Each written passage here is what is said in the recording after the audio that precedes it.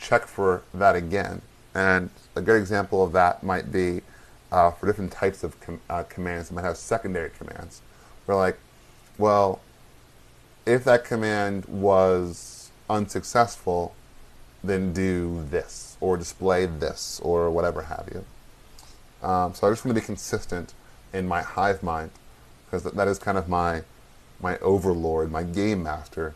He should always be correct. Regardless of if I use it later on or not, it should just be consistent.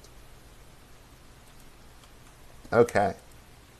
So I just want to give an example of how I might add on new commands. So if I look at Beth, it says Beth is a army vet, health 140.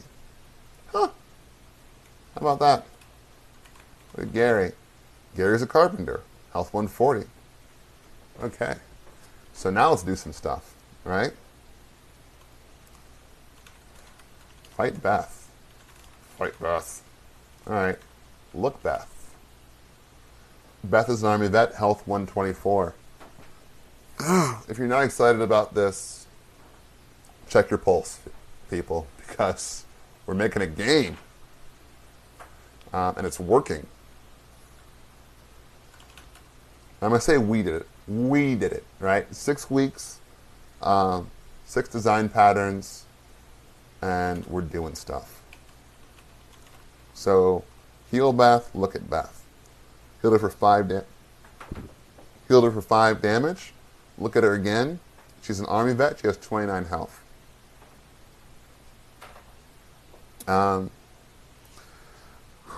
That's our hour. And I think I failed you. We didn't actually look at the flyweight pattern too much. So it's there, and it's really helping us to do all these things efficiently. And maybe the fact that it stays out of our way is the best selling point we can give to that design pattern. That it's doing these things to all of our design patterns, really.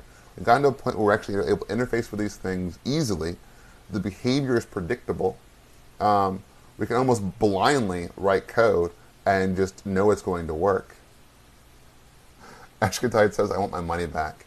After I gave you that cookie a few weeks ago, I don't know. I think I'm ahead.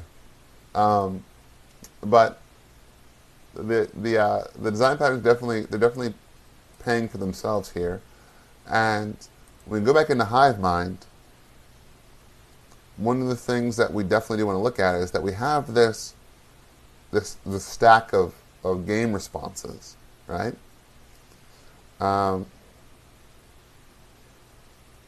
So let's start this guy up again.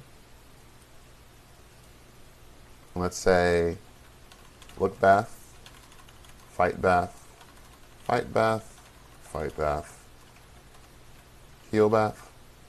Okay. So if we go into, we got to catch it in order to be able to see, because we didn't put a watch on it yet.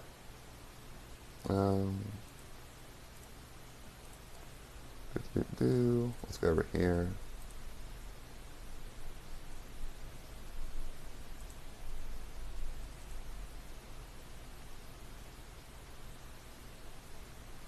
Let's close that out. We're just going to care about render.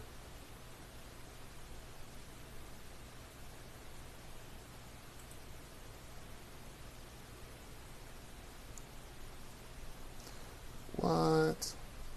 Okay.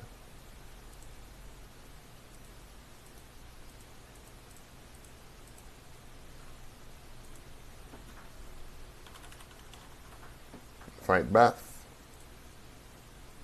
So I had to put in a breakpoint first, but now I'm going to add a watch to that guy. So now I've got hive mind over here. I'll take that off. I'll continue with my merry way. Oh, I still have to have a breakpoint. I apologize. I still need to have a breakpoint. Let's do this again. All right. So in my response stack, I can see all 6 commands that came through, starting with 0 all the way up to 5. I can say that I looked at Beth. Gary attacks for 8 damage. Gary attacks for 8 damage. So, I'm able to see all these things, right? And then inside my world, inside of I only have one room, and the key is X and Y, and the value, and so here's where I got my game objects.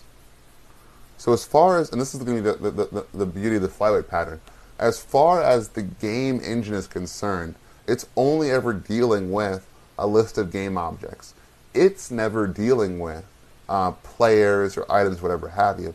That's all the responsibility of the rendering and the presentation here.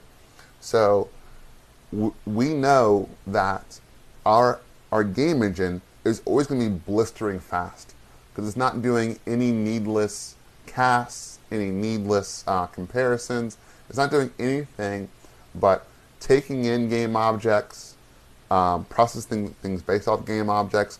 It is ignorant to type. The only type it knows is game object. And the fact that we're able to make this playable game where everything feels very concrete as far as the implementations are concerned, everything has a very definitive type and it's being portrayed as such, that's the beauty of the flyweight pattern. So in our rendering, we can compose and we can render out this very rich world, and the game engine cares nothing for any of that. All it has to do is respond to requests as quickly as possible. And no matter how much complexity we place on the presentation tier, on our actual UI here, no matter how rich and complex that gets, whether it's creating 3D worlds or just displaying text, that will never have an impact on the speed, performance, and stability of our game engine. So, super cool stuff. So I think this is good. I think that we'll stop here. Just a little over the hour. I'm going to go ahead and check in all this stuff commit all this stuff to GitHub. And on Saturday at 8:45 a.m., we will keep diving in to this part of it. So we'll keep playing our game. We want to see what happens when we kill a monster. We want to see what happens when we kill another player. We want to see what's going to trigger a re-render of the screen. If Carl dies, he's a zombie, I want to see a death message, and I want to see the screen refresh. I also want to clean up some of these extra status bars. So it's going to be a fun time. Eskatite says 8:45 a.m. with a sad face. I know. I'm sorry. It's a bit easier for me to start the day that way as opposed to it's the weekend. Who knows where I'll be later on? And I'm also hoping that it gives people across the globe in very different time zones a chance to maybe catch an episode of the stream. So I'm going to start shutting down and commit this to GitHub. And as always, right before I leave, I'll say goodbye. But this is your last chance to get in little chats. All right, thank you.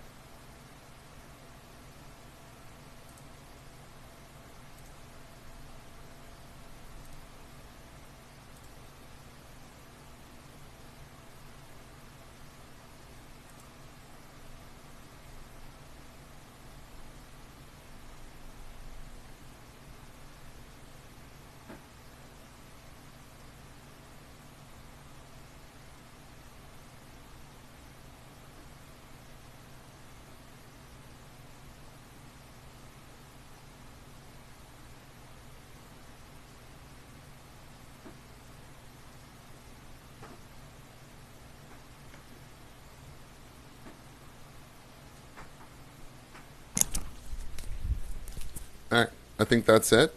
Thanks everybody for hanging out, and I will see you Saturday.